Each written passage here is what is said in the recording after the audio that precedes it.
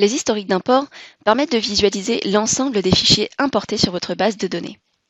L'accès aux historiques d'import se fait en cliquant sur le menu supérieur Import, puis en sélectionnant l'onglet Historique.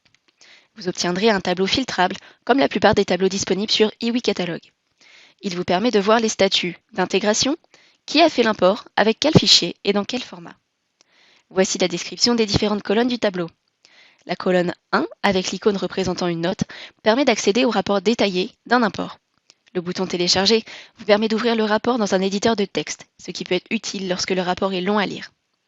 La colonne 2, avec l'engrenage, vous permet de visualiser les paramètres utilisés pour l'import.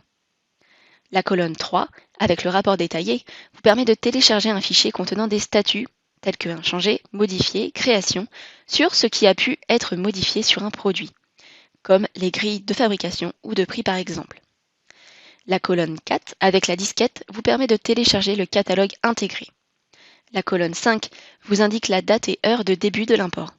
La colonne 6 vous indique la date et heure de fin de l'import. La colonne 7 vous indique la société concernée par l'import, ce qui peut être utile si vous avez accès à plusieurs sociétés. La colonne 8 vous indique l'utilisateur ayant réalisé l'import. La colonne 9 vous indique quel type de produit a été sélectionné pour l'import. La colonne 10 vous indique le type de mise à jour utilisé. La colonne 11 vous indique l'enseigne sélectionnée. Si elle est vide, alors il s'agit d'un apport pour les produits publics. La colonne 12 vous indique le nom du fichier importé. La colonne 13 vous précise le choix du format choisi.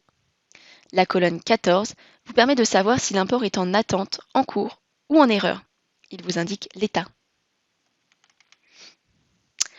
Faites attention à toujours regarder le rapport d'erreur quand le statut est en erreur, car celui-ci peut avoir plusieurs raisons.